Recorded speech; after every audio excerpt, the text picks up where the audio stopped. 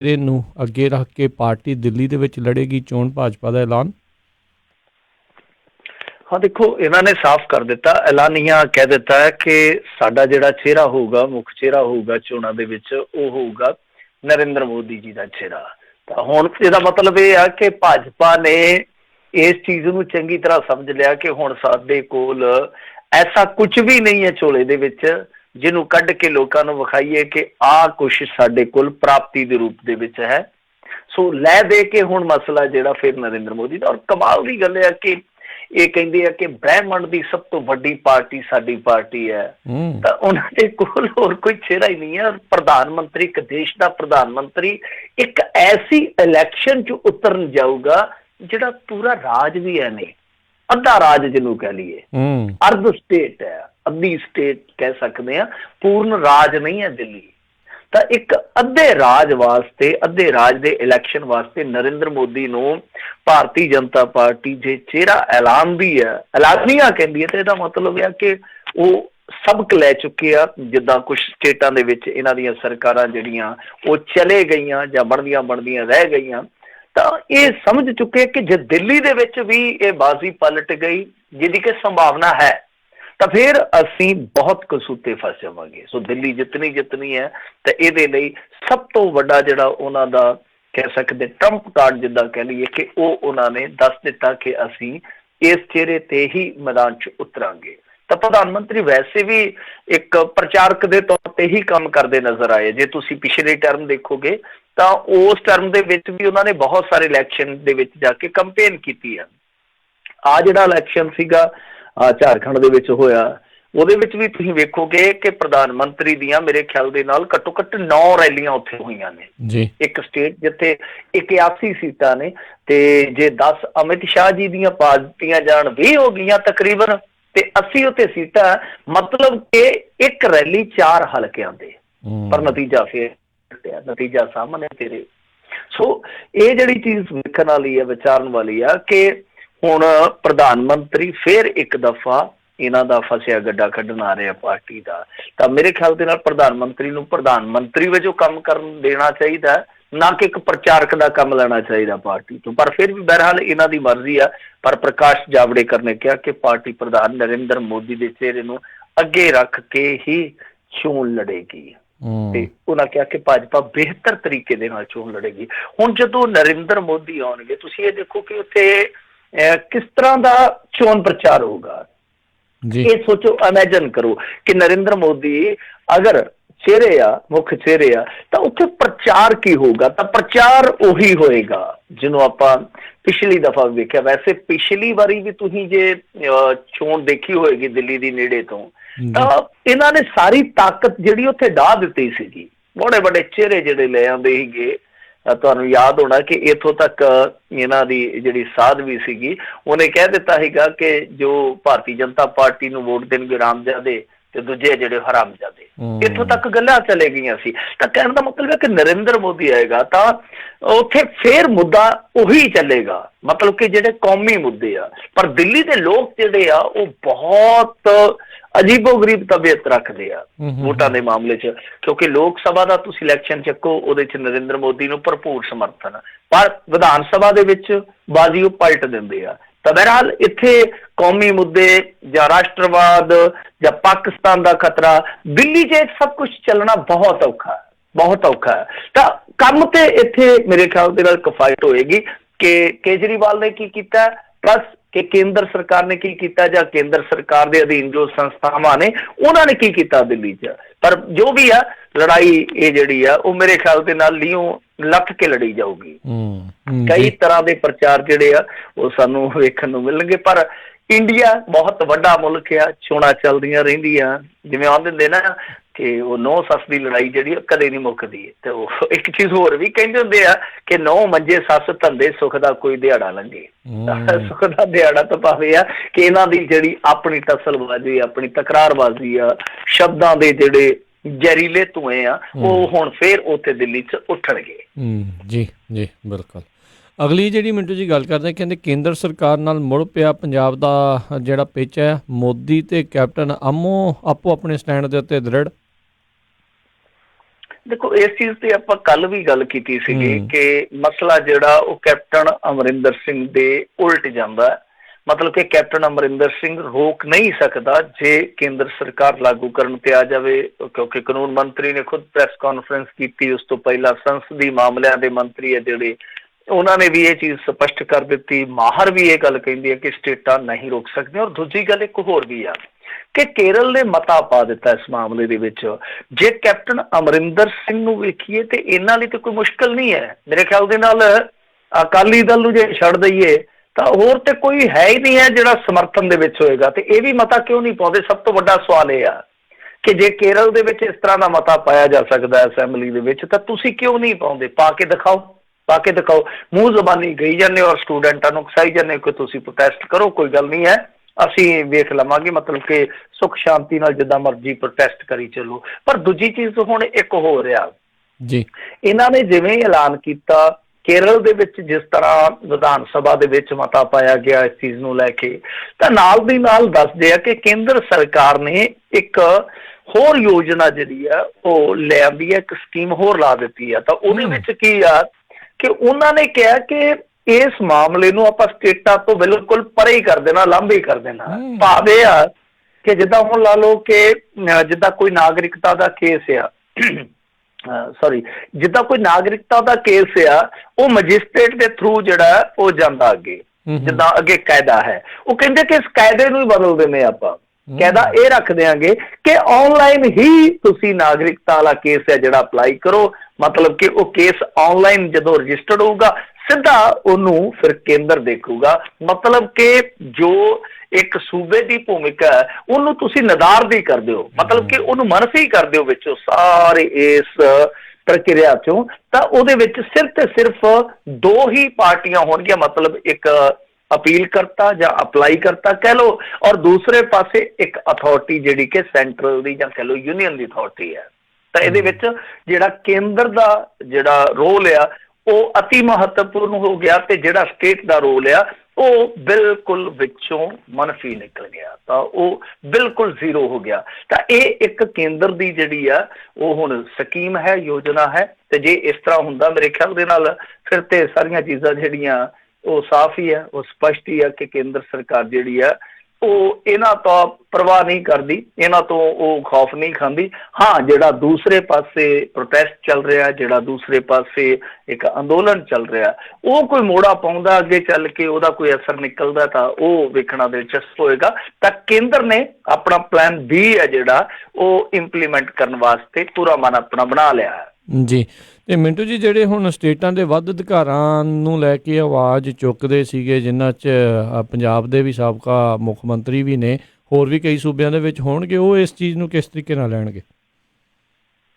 ਨਹੀਂ, ਦੇਖੋ ਇਹ ਚੀਜ਼ਾਂ ਨੇ ਰਾਜ ਕਰਨਵੀਰ ਸਿੰਘ ਜੀ, ਜਿਵੇਂ ਆਪਾਂ ਕੱਲ ਕਿਹਾ ਕਿ 6ਵੀਂ ਜਿਹੜੀ ਅਨੁਸੂਚੀ ਹੈ, 7ਵੀਂ ਅਨੁਸੂਚੀ ਹੈ, ਉਹਦੇ ਵਿੱਚ ਵਿਭਾਗ ਜਿਹੜੇ ਆ ਉਹ ਜਾਂ ਜੋ ਇੱਕ ਵੰਡ ਹੋਈ ਆ, ਉਹ ਖੇਤਰਾਂ ਦੀ ਵੰਡ ਹੋਈ ਆ, ਜਦ ਇਹ ਹੈ ਹੀ ਉਹਨਾਂ ਦੀ ਲਿਸਟ ਦੇ ਵਿੱਚ ਹੈ, ਯੂਨੀਅਨ ਲਿਸਟ ਦੇ ਵਿੱਚ ਆ, ਤਾਂ ਇਹਨਾਂ ਦੇ ਅਧਿਕਾਰ ਖੇਤਰ ਦਾ ਤਾਂ ਮਸਲਾ ਹੀ ਨਹੀਂ। ਹਾਂ, ਜਾਂ ਤੇ ਫਿਰ ਰਾਜ ਇਕੱਠੇ ਹੋ ਕੇ ਕਹਿਣ ਕਿ ਭਾਈ ਸਾਨੂੰ ਤੁਸੀਂ ਇਹ ਅਧਿਕਾਰ ਵੀ ਦੇ ਦਿਓ ਕਿ ਨਾਗਰਿਕਤਾ ਵੀ ਅਸੀਂ ਦੇਖੀਏ। ਪਰ ਨਾਗਰਿਕਤਾ ਇਹ ਕਿਵੇਂ ਦੇਖ ਸਕਦੇ? ਇਹ ਇੱਕ ਵੱਡੀ ਗੱਲ ਆ, ਇਹ ਇੱਕ ਸੰਵਿਧਾਨਕ ਉਲਝਣ ਆ। ਸੋ ਇਸ ਮਾਮਲੇ ਤੇ ਇਹ ਇਸ ਤਰ੍ਹਾਂ ਨਹੀਂ ਮੰਗ ਸਕਦੇ ਮੇਰੇ ਖਿਆਲ ਦੇ ਨਾਲ। ਹਾਂ, ਹੋਰ ਬਹੁਤ ਕੁਛ ਆ ਇਹਦੇ ਵਿੱਚ। ਤਾਂ ਤੁਸੀਂ ਦੇਖੋ ਨਾ ਕਿ ਜੇ ਵੱਧ ਅਧਿਕਾਰਾਂ ਦੀ ਗੱਲ ਕਰੀਏ, ਸਭ ਤੋਂ ਵੱਡਾ ਅਧਿਕਾਰ ਹੁੰਦਾ ਮਾਇਕਤਾ ਦਾ, ਆਰਥਿਕਤਾ ਦਾ, ਤੇ ਉਹਦਾ ਹੀ ਕੇਂਦਰੀਕਰਨ ਹੋ ਗਿਆ।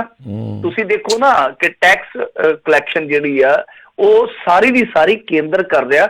ਔਰ ਫੇਰ ਕੀ ਹੈ ਕਿ ਜਿੱਥੇ ਜਿੱਥੇ ਉਹਨੂੰ ਲੱਗਦਾ ਕਿ ਅਸੀਂ ਇੱਥੇ ਖੱਜਲ ਖੁਆਰੀ ਕਰਨੀ ਹੈ, ਉਹ ਚੁਣ ਚੁਣ ਕੇ ਖੱਜਲ ਖੁਆਰੀ ਕਰਦੇ। ਪੰਜਾਬ ਨੂੰ ਕਿੰਨਾ ਉਹਨਾਂ ਨੇ ਤੜਫਾਇਆ ਇਸ ਮਾਮਲੇ 'ਚ। ਜੀ ਜੀ ਜੀ।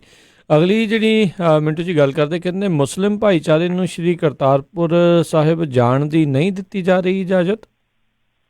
ਦੇਖੋ, ਇਹ ਖਬਰ ਅੱਜ ਅਜੀਤ ਵਾਲਿਆਂ ਨੇ ਲਾਈ ਆ, ਉਹਨਾਂ ਦੇ ਪੋਰਟਲ ਤੇ ਖਬਰ ਜਿਹੜੀ ਆ ਉਹ ਛਾਇਆ ਹੋਈ ਆ। ਉਹਦੇ ਵਿੱਚ ਇਹ ਦੱਸਿਆ ਗਿਆ, ਹਾਲਾਂਕਿ ਤਫਸੀਲ ਨਹੀਂ ਦਿੱਤੀ, ਜਸਟ ਉਹਨਾਂ ਦੀ ਇੱਕ ਛੋਟੀ ਜਿਹੀ ਖਬਰ ਆ।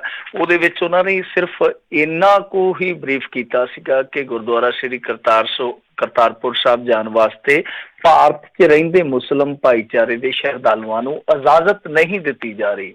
ਇਸ ਕਾਰਨ ਮੁਸਲਿਮ ਭਾਈਚਾਰੇ ਦੇ ਅੰਦਰ ਭਾਰੀ ਰੋਸ ਪਾਇਆ ਜਾ ਰਿਹਾ। ਇਹ ਉਸ ਅਜੀਤ ਵੈਬ ਪੋਰਟਲ ਦੀ ਖਬਰ ਮੈਂ ਤੁਹਾਨੂੰ ਹੂਬਹੂ ਸੁਣਾਈ ਆ, ਜਿਹੜੀ ਕਿ ਹੁਣ ਤੋਂ ਥੋੜਾ ਸਮਾਂ ਪਹਿਲਾਂ ਛਾਇਆ ਹੋਈ ਆ। ਤਾਂ ਇਹਦਾ ਮਤਲਬ ਇਹ ਆ ਕਿ ਉੱਥੇ ਕੋਈ ਪੰਗਾ ਪਿਆ, ਉੱਥੇ ਕੋਈ ਨਾ ਕੋਈ ਖੱਜਲ ਖੁਆਰੀ ਹੋਈ ਆ, ਉਸ ਤੋਂ ਬਾਅਦ ਹੀ ਇਹ ਰਿਪੋਰਟ ਹੋਈ ਆ, ਮੀਡੀਆ ਦੇ ਵਿੱਚ ਆਈ ਆ। ਇਸ ਤੋਂ ਪਹਿਲਾਂ ਇਸ ਤਰ੍ਹਾਂ ਦੀ ਕੋਈ ਖਬਰ ਨਹੀਂ ਆਈ, ਮੈਂ ਨਹੀਂ ਸੁਣੀ, ਤਾਂ ਮਾਫ ਕਰਨਾ ਜੇ ਤੁਸੀਂ ਸੁਣੀ ਹੋਵੇ ਤੇ ਜ਼ਰੂਰ ਦੱਸ ਦੇਣਾ, ਅਪਡੇਟ ਕਰ ਦੇਣਾ।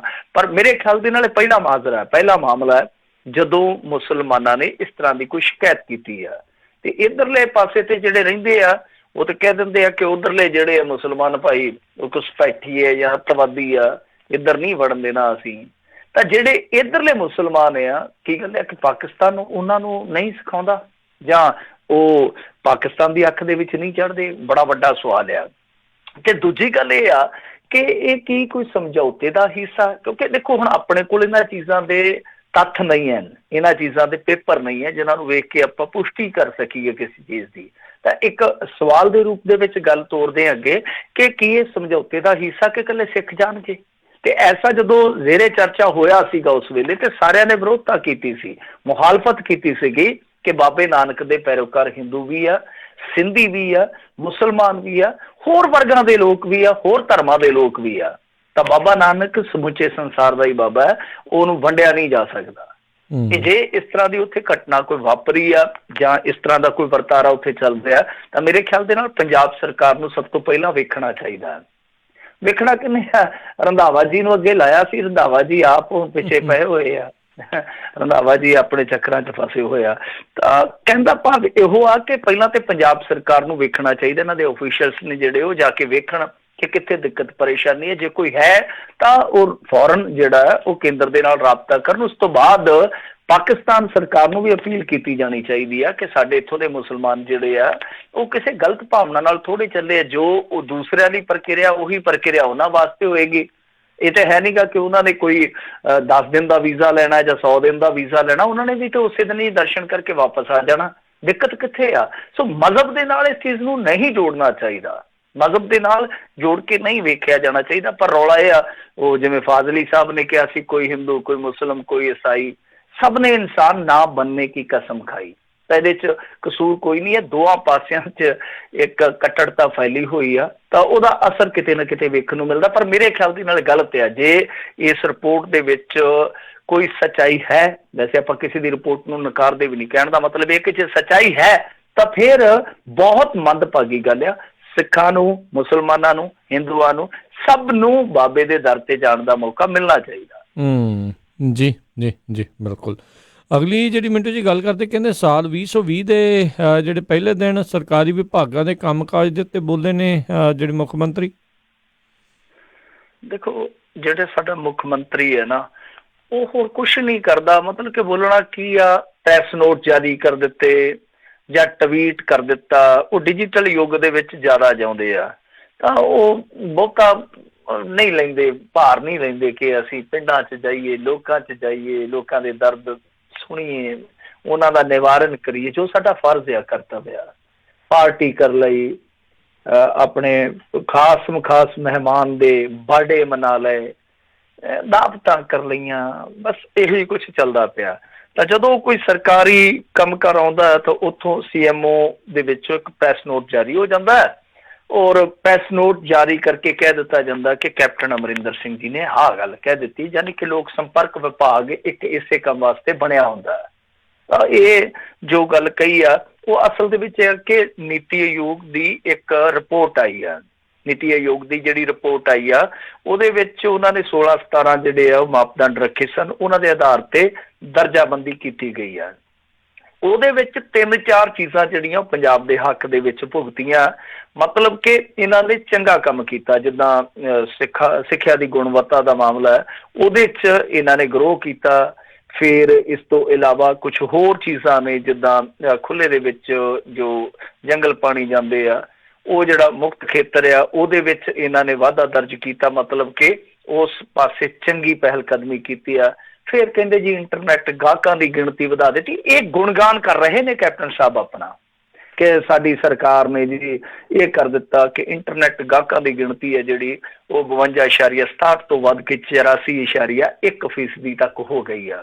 ਤੇ ਬੰਦਾ ਪੁੱਛੇ ਇੰਟਰਨੈਟ ਦਾ ਬਿੱਲ ਤੁਸੀਂ ਭਰਦੇ ਹੋ?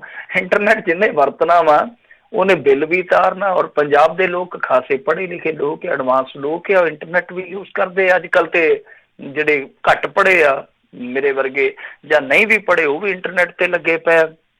ਫਿਰ ਕੁਛ ਹੋਰ ਆਪਣੇ ਗੁਣਗਾਨ ਇਹਨਾਂ ਨੇ ਕੀਤੇ ਆ ਕਿ ਜਿੱਦਾਂ ਸੈਕੰਡਰੀ ਸਿੱਖਿਆ ਦੇ ਪੱਧਰ ਤੇ ਡਰਾਪ ਪਾਉਣ ਦੀ ਦਰ ਆ ਜਿਹੜੀ, ਮਤਲਬ ਕਿ ਡਰਾਪ ਆਊਟ ਹੋ ਜਾਂਦੇ ਜਿਹੜੇ ਬੱਚੇ, ਤਾਂ ਉਹ ਡਰਾਪ ਆਊਟ ਦੀ ਦਰ ਆ ਜਿਹੜੀ ਉਹ 8.86 ਤੋਂ ਘੱਟ ਕੇ 8.60 ਰਹਿ ਗਈ ਆ। ਇਸ ਤਰ੍ਹਾਂ ਸਭ ਕੁਛ ਇਹਨਾਂ ਨੇ ਕਿਹਾ।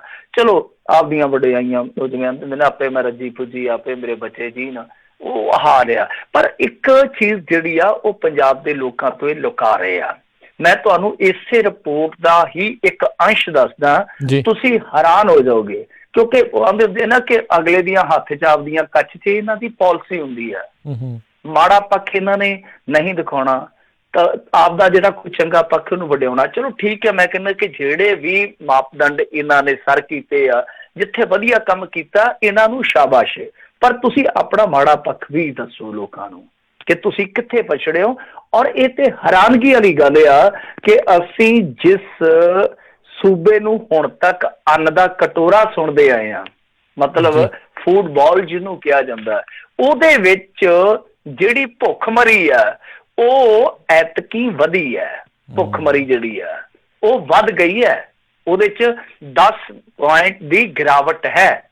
ਤਾਂ ਇਹ ਦੇਖਣਾ ਪਊਗਾ ਕਿ ਜਿਸ ਸੂਬੇ ਦੇ ਵਿੱਚੋਂ ਅਨਾਜ ਹੈ ਜਿਹੜਾ 40% ਤੱਕ ਜਾਂਦਾ ਸੈਂਟਰਲ ਪੂਲ ਦੇ ਵਿੱਚ, ਇਕੱਲੇ ਇੱਕ ਛੋਟੇ ਜਿਹੇ ਪੰਜਾਬ 'ਚੋਂ, ਤਾਂ ਉੱਥੇ ਭੁੱਖਮਰੀ ਕਿਵੇਂ ਵੱਧ ਰਹੀ ਆ? ਇਹ ਸਭ ਤੋਂ ਵੱਡਾ ਸਵਾਲ ਹੈ।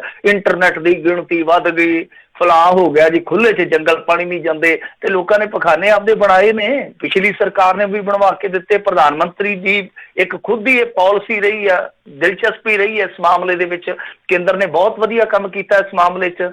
ਹਾਂ, ਕਈ ਥਾਈਂ ਉੱਥੇ ਘਪਲਾ ਘੁਟਾਲਾ ਵੀ ਹੋਇਆ। ਸੋ ਕਹਿਣ ਦਾ ਮਤਲਬ ਕਿ ਉਹ ਵਡਿਆਈ ਕਰ ਗਏ ਆਪਣੀ ਜੋ ਵੀ ਕਰਨੀ ਹੈ। ਪਰ ਤੁਸੀਂ ਇਹ ਦੱਸੋ ਨਾ ਕਿ ਭੁੱਖਮਰੀ ਇੱਥੇ ਜਿਹਨੂੰ ਫੂਡਬਾਲ ਕਿਹਾ ਜਾਂਦਾ, ਉੱਥੇ ਭੁੱਖਮਰੀ ਕਿੱਦਾਂ ਵੱਧ ਗਈ ਆ? ਇੱਕ ਬਹੁਤ ਸੋਚਣ ਵਿਚਾਰਨ ਦਾ ਵਿਸ਼ਾ।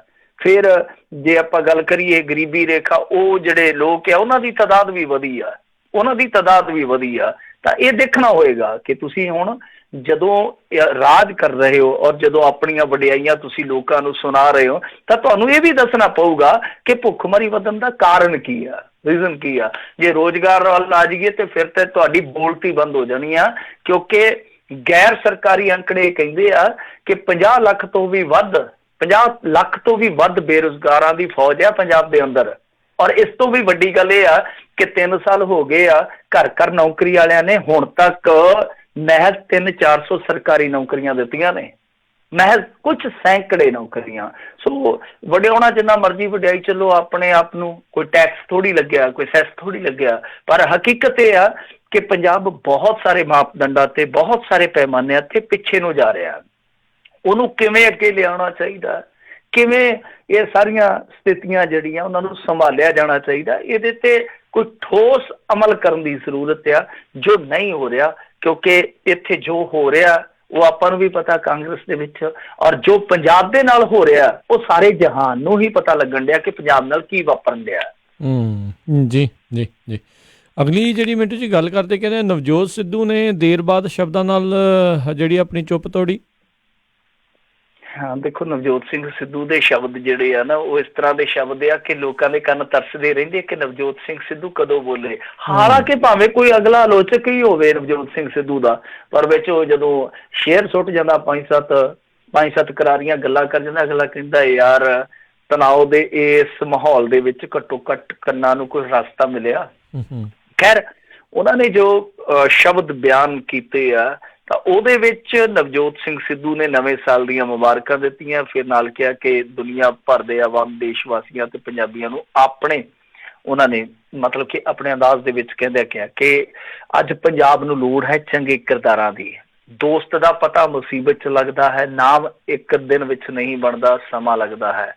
ਹਰ ਪਾਇਲਟ ਸ਼ਾਂਤ ਸਮੁੰਦਰ ਵਿੱਚ ਤਰਦਾ ਹੈ, ਪਰ ਤੂਫਾਨ ਅਤੇ ਸਮੁੰਦਰ ਦੇ ਛੱਲਾ ਮਾਰਨ ਤੇ ਕੋਈ ਵਿਰਲਾ ਹੀ ਉਸ ਦਾ ਸਾਹਮਣਾ ਕਰਦਾ ਹੈ। ਮਤਲਬ ਕਿ ਜਿੱਦਾਂ ਲਾ ਲਓ ਕਿ ਸ਼ਾਂਤ ਹੋਵੇ ਸਮੁੰਦਰ ਤੇ ਹਰੇਕ ਹੀ ਕਹਿੰਦਾ ਕਿ ਜਹਾਜ਼ ਦਾ ਸਟੀਅਰਿੰਗ ਮੈਨੂੰ ਫੜਾ ਦੇ, ਤੇ ਜੇ ਛੱਲਾ ਚੜ੍ਹ ਕੇ ਆਈਆਂ ਹੁਣ ਅਗਲਾ ਕਹਿੰਦਾ ਕਿ ਤੂੰ ਹੀ ਸਾਂਭ ਕੈਪਟਨ।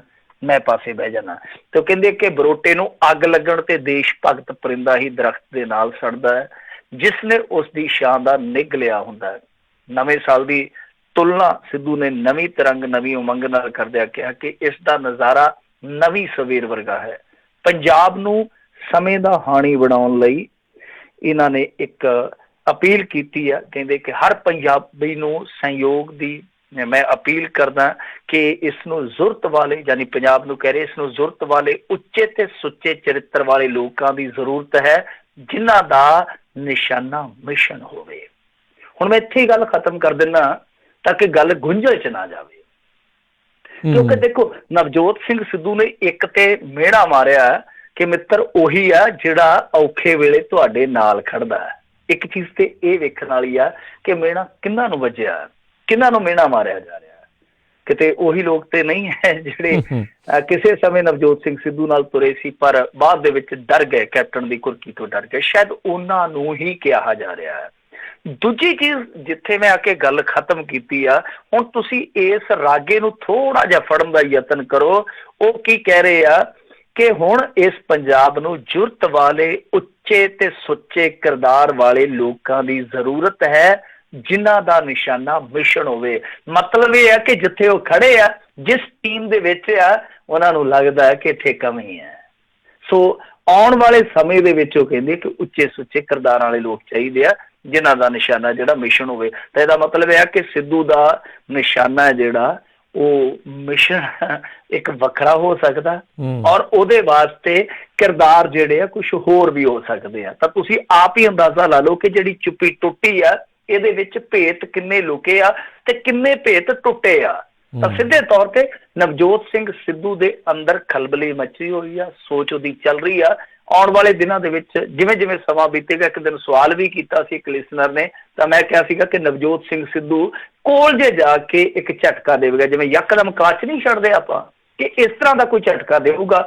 ਹਾਂ, ਉਸ ਤੋਂ ਬਾਅਦ ਉਹਦੀ ਗੱਡੀ ਕਿਹੜੀ ਦਿਸ਼ਾ ਵੱਲ ਜਾਣੀ ਆ ਉਹ ਉਹਨੂੰ ਪਤਾ, ਜਾਂ ਬੀਬੀ ਸਿੱਧੂ ਨੂੰ ਪਤਾ, ਤੀਜੇ ਬੰਦੇ ਨੂੰ ਦੱਸਦੇ ਨਹੀਂ ਹੈ। ਜੀ ਜੀ ਜੀ। ਅਗਲੀ ਜਿਹੜੀ ਮਿੰਟੂ ਜੀ ਗੱਲ ਕਰਦੇ, ਕਹਿੰਦੇ ਪੰਜਾਬ ਪੁਲਿਸ ਨੂੰ ਨਵੇਂ ਸਾਲ ਦਾ ਤੋਹਫਾ 8 ਘੰਟੇ ਡਿਊਟੀ ਤੇ ਮਿਲੇਗੀ ਹਫ਼ਤਾਵਾਰੀ ਛੁੱਟੀ। ਦੇਖੋ, ਇਹ ਪਿਛਲਾ ਡੀਜੀਪੀ ਸੀਗਾ ਜਿਹੜਾ ਸੁਰੇਸ਼ ਅਰੋੜਾ, ਉਹਨੇ ਵੀ ਐਲਾਨ ਕੀਤਾ ਸੀਗਾ। ਉਸ ਤੋਂ ਪਹਿਲਾਂ ਵੀ ਮੈਂ ਤੇ ਵਾਹਵਾ ਸਾਲਾਂ ਤੋਂ ਇਹ ਐਲਾਨ ਜਿਹੜਾ ਉਹ ਨਿਰੰਤਰ ਸੁਣਦਾ ਆ ਰਿਹਾ, ਤੇ ਹੁਣ ਫਿਰ ਡੀਜੀਪੀ ਸਾਹਿਬ ਨੇ ਆਖ ਦਿੱਤਾ ਕਿ ਦੇਖੋ ਜੀ, ਇੱਕ ਤੇ ਜਿਹੜੇ ਗੈਂਗਸਟਰ ਆ ਉਹ ਬਸ ਉਂਗਲਾਂ ਤੇ ਗਿਣਤੀ ਕਰਨ ਜੋਗੇ ਬੱਚੇ ਆ, ਪਰ ਉਹ ਬੰਦੇ ਨੂੰ ਜਦੋਂ ਜੀ ਕਰੇ ਮਾਰ ਦਿੰਦੇ ਆ। ਇਹ ਦੇਖਣ ਵਾਲੀ ਗੱਲ ਹੈ। ਇਹਨਾਂ ਕੋਲ ਇਹੀ ਡਾਇਲੌਗ ਹੁੰਦਾ ਰਟਿਆ ਰਟਾਇਆ, ਉਹਦੇ ਬਸ ਜੀ ਬਾਹ ਨਾ ਥੋੜੇ ਜਿਹੇ ਰਹਿ ਗਏ ਆ ਡਰਦੇ। ਉਹ ਕੋਈ ਪਹਾੜਾਂ ਨੂੰ ਚੱਲ ਗਿਆ, ਕੋਈ ਕੱਟਿਆਂ ਦਾ ਵਪਾਰ ਕਰਨ ਰਾਜਸਥਾਨ ਨੂੰ ਚਲਾ ਗਿਆ, ਕੋਈ ਯੂਪੀ ਦੇ ਵਿੱਚ ਜਾ ਕੇ ਤੇ ਉੱਥੇ ਪਸ਼ੂ ਬਣਾਈ ਬੈਠਾ। ਸੋ ਇਸ ਤਰ੍ਹਾਂ ਦੀਆਂ ਗੱਲਾਂ ਕਰ ਜਾਂਦੇ ਆ, ਪਰ ਬੰਦੇ ਜਦੋਂ ਚਾਹੁਣ ਉਹ ਗੈਂਗਸਟਰ ਆ ਕੇ ਇੱਥੇ ਪੰਜਾਬ 'ਚ ਮਾਰ ਜਾਂਦੇ ਆ। ਖੈਰ, ਦੂਜੀ ਚੀਜ਼ ਉਹਨਾਂ ਨੇ ਕਹੀ ਆ ਕਿ ਇਸ ਮਾਮਲੇ ਦੇ ਵਿੱਚ ਕਾਫੀ ਲੰਮੇ ਸਮੇਂ ਤੋਂ ਜਿਹੜੀ ਮੰਗ ਉੱਠਦੀ ਸੀਗੀ ਕਿ ਪੁਲਿਸ ਦੀ ਡਿਊਟੀ ਜਿਹੜੀ ਆ ਉਹ ਨਿਸ਼ਚਿਤ ਕੀਤੀ ਜਾਏਗੀ, ਮਤਲਬ ਕਿ 8 ਘੰਟੇ ਹੀ ਡਿਊਟੀ ਦੇਣੀ ਪਿਆ ਕਰੂਗੀ ਇਹਨਾਂ ਨੂੰ, ਔਰ ਇੱਕ ਹਫ਼ਤਾਵਾਰੀ ਵੀਕਲੀ ਛੁੱਟੀ ਹੈ ਜਿਹੜੀ ਉਹ ਮੁਲਾਜ਼ਮਾਂ ਨੂੰ ਦਿੱਤੀ ਜਾਇਆ ਕਰੂਗੀ। ਤਾਂ ਖੈਰ, ਮੈਂ ਜਿਵੇਂ ਅੱਗੇ ਕਿਹਾ ਕਿ ਇਹ ਗੱਲਾਂ ਕਈ ਵਾਰ ਜਿਹੜੀਆਂ ਨਾ ਉਹ ਪ੍ਰੈਸ ਨੋਟਾਂ ਦੀਆਂ ਹੀ ਰਹਿ ਜਾਂਦੀਆਂ, ਕਾਗਜ਼ਾਂ 'ਚ ਹੀ ਰਹਿ ਜਾਂਦੀਆਂ, ਕਾਗਜ਼ਾਂ ਦੇ ਢਿੱਡ ਭਰਨ ਜੋਗੇ ਹੀ ਬਿਆਨ ਰਹਿ ਜਾਂਦੇ ਆ। ਤੇ ਜੇ ਸੱਚਮੁੱਚ ਇਸ ਤਰ੍ਹਾਂ ਦੀ ਕੋਈ ਇਹ ਪਹਿਲ ਕਦਮੀ ਕਰਦੇ ਆ ਤਾਂ ਮੇਰੇ ਖਿਆਲ ਦੇ ਨਾਲ ਸਭ ਨੂੰ ਸਵਾਗਤ ਕਰਨਾ ਚਾਹੀਦਾ, ਕਿਉਂਕਿ ਪੁਲਿਸ ਵਾਲਿਆਂ ਨੂੰ ਅਸੀਂ ਰੱਜ ਕੇ ਭੰਡਦੇ ਹਾਂ, ਰੱਜ ਕੇ ਨਿੰਦਦੇ ਹਾਂ, ਰੱਜ ਕੇ ਉਹਨਾਂ ਦੀ ਆਲੋਚਨਾ ਕਰਦੇ ਹਾਂ, ਔਰ ਕਈ ਪੁਲਿਸ ਵਾਲੇ ਕਾਬਲ ਵੀ ਇਸ ਦੇ ਹੁੰਦੇ ਆ। ਪਰ ਗੱਲ ਇਹ ਆ ਕਿ ਉਹਨਾਂ ਦੀਆਂ ਆਪਣੀਆਂ ਜਿਹੜੀਆਂ ਦਿੱਕਤਾਂ ਨੇ, ਔਂਕੜਾਂ ਨੇ, ਉਹ ਉਹਨਾਂ ਦੀ ਬਦਨਾਮੀ ਦੀ ਚਾਦਰ ਹੇਠ ਹੀ ਕੱਜੀਆਂ ਜਾਂਦੀਆਂ। ਉਹਨਾਂ ਦੀਆਂ ਵੀ ਮੁਸ਼ਕਿਲਾਂ ਨੇ, ਹਰੇਕ ਬੰਦੇ ਦੀ ਕੋਈ ਨਾ ਕੋਈ ਮੁਸ਼ਕਿਲ ਵੀ ਹੁੰਦੀ ਆ, ਪਰ ਕਈ ਵਾਰ ਉਹਦੀ ਬਦਨਾਮੀ ਇੰਨੀ ਹੋਈ ਹੁੰਦੀ ਆ ਕਿ ਉਹਦੇ ਨਾਲ ਚਾਹ ਕੇ ਵੀ ਕੋਈ ਹਮਦਰਦੀ ਨਹੀਂ ਕਰ ਸਕਦਾ। ਪਰ ਮੈਂ ਹਮੇਸ਼ਾ ਕਹਿੰਦਾ ਕਿ ਜੇ ਤੁਸੀਂ ਪੁਲਿਸ ਦੀ ਆਲੋਚਨਾ ਕਰਦੇ ਹੋ ਤਾਂ ਨਾਲ ਦੀ ਨਾਲ ਤੁਹਾਨੂੰ ਦੂਸਰਾ ਪੱਖ ਦੇਖਣਾ ਪਊਗਾ ਰਿਫਾਰਮਸ ਵਾਲਾ, ਕਿ ਪੁਲਿਸ ਸਿਸਟਮ ਦੇ ਸੁਧਾਰ ਕਿਸ ਤਰ੍ਹਾਂ ਕੀਤੇ ਜਾ ਸਕਦੇ ਆ। ਤਾਂ ਉਹਨਾਂ ਦੇ ਵਿੱਚ ਇਹੋ ਜਿਹੀਆਂ ਪਹਿਲ ਕਦਮੀਆਂ ਤੁਹਾਨੂੰ ਲਾਜ਼ਮੀ ਕਰਨੀਆਂ ਪੈਣਗੀਆਂ। ਪਰ ਡੀਜੀਪੀ ਸਾਹਿਬ ਇਹ ਕਹਿ ਤੇ ਰਹੇ ਆ, ਜਦੋਂ ਅਮਲ 'ਚ ਲਿਆਉਣਗੇ ਵੇਖੀ ਜਾਊਗੀ। ਔਰ ਦੂਜੀ ਗੱਲ ਇਹ ਕਿ ਇਹਨਾਂ ਦੀਆਂ ਵਰਕਸ਼ਾਪਾਂ ਲੱਗਣੀਆਂ ਚਾਹੀਦੀਆਂ, ਫਿਟਨੈਸ ਤੇ ਧਿਆਨ ਦਿੱਤਾ ਜਾਣਾ ਚਾਹੀਦਾ। ਔਰ ਸਭ ਤੋਂ ਵੱਡੀ ਗੱਲ ਇਹ ਆ ਕਿ ਪੁਲਿਸ ਐਕਟ ਹੈ ਜਿਹੜਾ ਉਹਦੇ 'ਚ ਤਬਦੀਲੀ ਹੋਣੀ ਚਾਹੀਦੀ, ਔਰ ਜਿਹੜੀ ਗੱਲਾਂ ਦੀ ਗੱਲ ਆ ਉਹ ਇਹ ਆ ਕਿ ਇਸ ਪੁਲਿਸ ਨੂੰ ਰਾਜਨੀਤੀ ਤੋਂ ਮੁਕਤ ਕੀਤਾ ਜਾਣਾ ਚਾਹੀਦਾ। ਇਹਨਾਂ ਨੂੰ ਤੇ ਬਣਾਇਆ ਪਿਆ ਸਿਆਸੀ ਟੂਲ। ਜਦੋਂ ਜੀ ਕਰਦਾ ਇਹਨਾਂ ਤੋਂ ਬੰਦੇ ਕਟਵਾ ਦਿੰਦੇ ਆ, ਜਦੋਂ ਜੀ ਕਰਦਾ ਇਹਨਾਂ ਤੋਂ ਬੰਦੇ ਚੁਕਵਾ ਲੈਂਦੇ, ਜਦੋਂ ਜੀ ਕਰਦਾ ਇਹਨਾਂ ਤੋਂ ਮਰਵਾ ਵੀ ਦਿੰਦੇ ਆ, ਜਦੋਂ ਜੀ ਕਰਦਾ ਇਹਨਾਂ ਨੂੰ ਫਸਾ ਵੀ ਦਿੰਦੇ ਆ। ਸੋ ਪੁਲਿਸ ਨੂੰ ਇਹ ਜਿਹੜਾ ਟੂਲ ਬਣਾਇਆ ਹੋਇਆ ਨਾ ਇੰਡੀਅਨ ਸਿਸਟਮ ਨੇ, ਭਾਰਤੀ ਨਿਜ਼ਾਮ ਨੇ, ਤੇ ਇਹਦੇ ਤੋਂ ਛੁਟਕਾਰਾ ਜਦੋਂ ਤੱਕ ਨਹੀਂ ਹੁੰਦਾ ਉਦੋਂ ਤੱਕ ਸਾਰੇ ਗੰਢੇ ਜਿਹੜੇ ਉਹ ਗਲੇ ਰਹਿਣਗੇ। ਤੇ ਜੇ ਗੱਲ ਬਣਾਉਣੀ ਆ ਤਾਂ ਸਭ ਤੋਂ ਪਹਿਲਾਂ ਇੱਥੋਂ ਸ਼ੁਰੂਆਤ ਕਰਨੀ ਚਾਹੀਦੀ ਹੈ। ਜੀ ਜੀ ਜੀ। ਅਗਲੀ ਜਿਹੜੀ ਮਿੰਟੂ ਜੀ ਗੱਲ ਕਰਦੇ ਆ, ਜਾਂਦੇ ਜਾਂਦੇ ਕਿਸਾਨਾਂ ਦੀ ਮੁਹਿੰਮ ਜ਼ੋਰ ਫੜਨ ਲੱਗੀ ਆ। ਦੇਖੋ ਐਸਾ ਹੀ ਅੰਦੋਲਨ ਆਪਾਂ ਪਿਛਲੇ ਸਾਲ ਵੀ ਮੇਰੇ ਖਿਆਲ ਦੇ ਨਾਲ ਵੇਖਿਆ ਸੀਗਾ ਕਿ ਜਦੋਂ ਬਹੁਤ ਵੱਡਾ ਭਾਰਤ ਦੇ ਵਿੱਚ ਅੰਦੋਲਨ ਹੋਇਆ ਸੀ ਕਿਸਾਨਾਂ ਦਾ, ਪਰ ਉਹਦਾ ਅੰਤ ਪੰਜਾਬ ਦੇ ਵਿੱਚ ਬੜੇ ਹਾਸੋਹੀਣ ਢੰਗ ਦੇ ਨਾਲ ਹੋ ਗਿਆ ਸੀਗਾ, ਕਿਉਂਕਿ ਕੁਛ ਲੋਕ ਜਿਹੜੇ ਉਹ ਆਪ ਉਧਰੀਆਂ ਕਰਨ ਲੱਗ ਪਏ ਸਨ, ਦੋਧੀਆਂ ਦਾ ਦੁੱਧ ਡੋਲਣ ਲੱਗ ਪਏ, ਫਿਰ ਛਿੱਤਰੋ ਛਿੱਤਰੀ ਹੋਣ ਲੱਗ ਪਏ। ਇਸ ਤਰ੍ਹਾਂ ਕੁਛ ਲੋਕਾਂ ਨੇ ਬਦਨਾਮ ਕਰ ਦਿੱਤਾ ਸੀ ਕਿਸਾਨ ਸੰਘਰਸ਼, ਯਾਦ ਹੋਣਾ ਤੁਹਾਨੂੰ। ਤਾਂ ਹੁਣ ਇਸ ਮਾਮਲੇ ਦੇ ਵਿੱਚ ਦੁਬਾਰਾ ਇੱਕ ਪ੍ਰੋਗਰੈਸ ਹੋਣ ਜਾ ਰਹੀ ਆ। 8 ਜਨਵਰੀ ਨੂੰ ਭਾਰਤ ਦੀਆਂ ਦੱਸਦੇ ਆ ਕਿ 250 ਦੇ ਕਰੀਬ ਕਿਸਾਨ ਜਥੇਬੰਦੀਆਂ ਦੀ ਜਿਹੜੀ ਇੱਕ ਬਣੀ ਹੈ ਤਾਲਮੇਲ ਕਮੇਟੀ, ਜਿਹਨੂੰ ਕੁੱਲ ਹਿੰਦ ਕਿਸਾਨ ਸੰਘਰਸ਼ ਤਾਲਮੇਲ ਕਮੇਟੀ ਕਹਿੰਦੇ ਆ, ਉਹਨਾਂ ਨੇ ਭਾਰਤ ਬੰਦ ਦਾ ਸੱਦਾ ਦਿੱਤਾ ਹੋਇਆ। ਹੁਣ ਮੈਨੂੰ ਇਹ ਨਹੀਂ ਪਤਾ ਕਿ ਅਣਮਿੱਥੇ ਸਮੇਂ ਵਾਸਤੇ ਜਾਂ ਇਕੱਲੇ ਇੱਕ ਦਿਨ ਵਾਸਤੇ ਆ, ਵਿਸ਼ੇਸ਼ ਤੌਰ ਤੇ ਖਾਸ ਤੌਰ ਤੇ। ਤਾਂ ਇਹਦੇ ਵਿੱਚ ਕੀ ਆ ਕਿ ਹੁਣ ਪਿੰਡ ਪੱਧਰੀ ਲਾਮਬੰਦੀ ਸ਼ੁਰੂ ਹੋ ਗਈ ਹੈ। ਲਾਮਬੰਦੀ ਤੋਂ ਭਾਵ ਇਹ ਹੁੰਦਾ ਕਿ ਹਰੇਕ ਪਿੰਡ ਦੇ ਵਿੱਚ ਜਾ ਕੇ ਲੋਕਾਂ ਨੂੰ ਨਾਲ ਜੋੜਿਆ ਜਾਂਦਾ, ਇਕੱਠਿਆਂ ਕੀਤਾ ਜਾਂਦਾ ਕਿ ਸਹਿਯੋਗ ਦਿਓ ਸਾਨੂੰ। ਹੁਣ ਪਿਛਲੇ ਜਿਵੇਂ ਮੈਂ ਅੰਦੋਲਨ ਦੀ ਗੱਲ ਕੀਤੀ, ਉਹਦੇ ਪਰਛਾਵੇਂ ਹੇਠ ਕਿਸ ਤਰ੍ਹਾਂ ਦਾ ਸਮਰਥਨ ਮਿਲਦਾ, ਪਹਿਲਾ ਸਵਾਲ ਤੇ ਪੰਜਾਬ 'ਚੋਂ ਇਹ ਉੱਠੇਗਾ। ਦੂਜਾ ਇਹ ਆ ਕਿ ਅਗਵਾਈ ਕੌਣ ਕਰੇਗਾ, ਕਿਉਂਕਿ ਸਭ ਤੋਂ ਵੱਡਾ ਪੰਗਾ ਇੱਥੇ ਇਹ ਪੈ ਜਾਂਦਾ ਹੈ ਕਿ ਕਿਸਾਨ ਅੰਦੋਲਨ ਨੂੰ ਜ਼ਬਰਦਸਤ ਸਮਰਥਨ ਮਿਲਦਾ, ਕਿਉਂਕਿ ਸਾਰੇ ਲੋਕ ਹੀ ਸਮਝਦੇ ਆ। ਸ਼ਹਿਰੀਆਂ ਦੇ ਨਾਲ ਗੱਲ ਕਰੋ, ਉਹ ਵੀ ਕਹਿੰਦੇ ਆ ਕਿ ਕਿਸਾਨਾਂ ਦੀਆਂ ਮੁਸ਼ਕਲਾਂ ਦੂਰ ਕੀਤੀਆਂ ਜਾਣੀਆਂ ਚਾਹੀਦੀਆਂ, ਇਹਨਾਂ ਦੀਆਂ ਦਾਦਾ ਫਰਿਆਦਾਂ ਜਿਹੜੀਆਂ ਉਹ ਸੁਣੀਆਂ ਜਾਣੀਆਂ ਚਾਹੀਦੀਆਂ। ਹਰੇਕ ਬੰਦਾ ਹੀ ਚਾਹੁੰਦਾ ਕਿ ਕਿਸਾਨ ਭਾਈ ਉਹ ਵੀ ਜਵਾਨ ਦੇ ਵਾਂਗੂ ਸਾਰੀ ਜ਼ਿੰਦਗੀ ਮਿੱਟੀ ਦੇ ਨਾਲ ਲੜਦਾ ਰਹਿੰਦਾ, ਤੁਸੀਂ ਸੁਣੋ ਉਹਦੀਆਂ ਮੁਸ਼ਕਲਾਂ ਤਾਂ ਜੋ ਵੀ ਆ। ਤੇ ਪਹਿਲੀ ਗੱਲ ਤੇ ਇਹ ਕਿ ਸਰਕਾਰ ਨੂੰ ਜਦੋਂ ਅਗਾਊ ਇਸ ਤਰ੍ਹਾਂ ਦਾ ਸੁਨੇਹਾ ਮਿਲ ਜਾਂਦਾ, ਫਿਰ ਕਿਉਂ ਨਹੀਂ ਗੱਲਬਾਤ ਕੀਤੀ ਜਾਂਦੀ। ਔਰ ਦੂਜੀ ਚੀਜ਼ ਇਹ ਆ ਕਿ ਮੈਂ ਜਿਵੇਂ ਪੰਜਾਬ ਦੇ ਵਿੱਚ ਕਿਹਾ ਕਿ ਸਮਰਥਨ ਕਿਸ ਤਰ੍ਹਾਂ ਦਾ ਮਿਲੇਗਾ, ਔਰ ਦੂਜੀ ਜਿਹੜੀ ਅਹਿਮ ਮੇਰੇ ਲਈ ਗੱਲ ਹੋਏਗੀ ਕਿ ਇੱਥੇ ਲੀਡ ਕੌਣ ਕਰੇਗਾ, ਸੰਭਾਲੇਗਾ ਕੌਣ।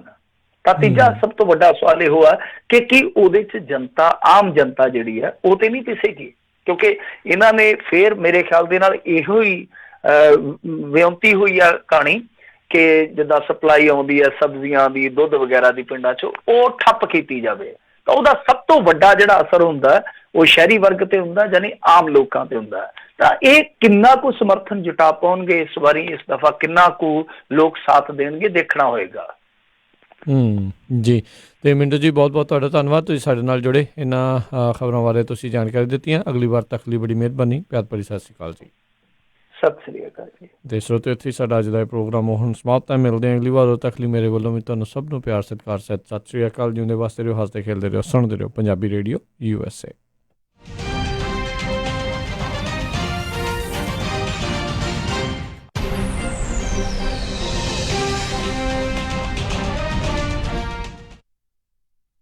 ਤੁਸੀਂ ਸੁਣ ਰਹੇ ਹੋ ਪੰਜਾਬੀ ਰੇਡੀਓ USA KOBO